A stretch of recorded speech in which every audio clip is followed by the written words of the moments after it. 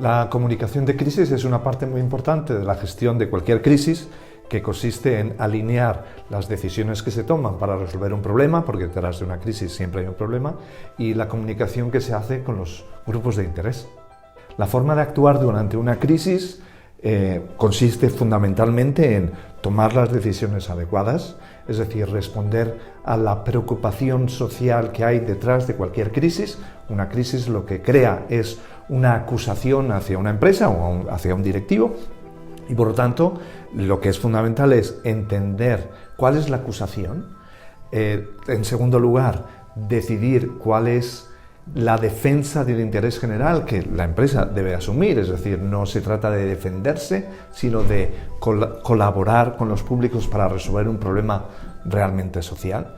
Y en tercer lugar, comunicar adecuadamente a los públicos que se están haciendo las cosas que se deben hacer. La transparencia no es una especie de tótem que hay que hacer todo lo que nos dicen. No todo el mundo tiene derecho a conocer.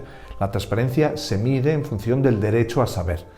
Entonces, es muy importante que la empresa o la organización que esté bajo la lupa, que es lo que sucede durante una crisis, sepa ser transparente, es decir, sepa comunicar todo lo que debe comunicar a aquellos que tienen derecho a saber. Y por eso es muy importante en las crisis hacer un mapa de grupos de interés, un mapa de stakeholders, para saber qué tienen derecho a saber cada uno, cuáles son sus expectativas, cuáles son sus preocupaciones, y ser transparente en la medida en que tienen derecho a saber. La preparación ante la crisis es la parte más importante de la gestión de crisis.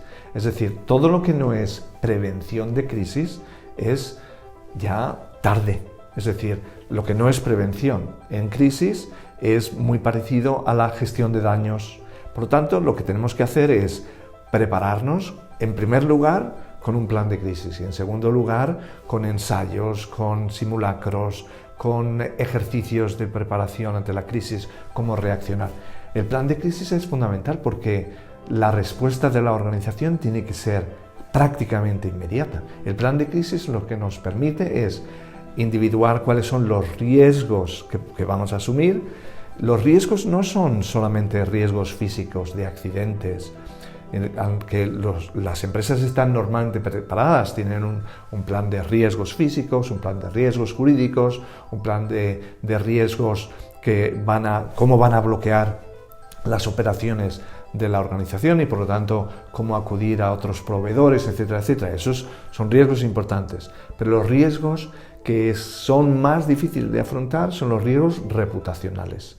Y sin una preparación previa, sin un plan de crisis que nos permite responder casi inmediatamente ante una acusación que afecta directamente a la reputación, estamos perdidos, porque ni tenemos tiempo para hacerlo, ni habremos llamado a todos los que pueden aportar en dar una respuesta verdaderamente seria, responsable, profunda, detallada. Y además, lo que muchas veces sucede en las crisis es que la alta dirección no está disponible. Hay una desconexión, una falta de comunicación entre los que tienen que actuar y los jefes. El plan de comunicación asegura que lo que hace la organización, en esos momentos en que no hay comunicación interna, responde a lo que la alta dirección ha decidido. Por lo tanto, el plan de crisis asegura que las directrices de la alta dirección se llevan a cabo aunque ellos no estén disponibles.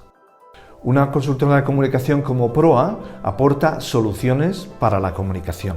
La comunicación es fundamental, no es toda la gestión de la crisis, pero sin una buena comunicación durante una crisis el problema no se resuelve.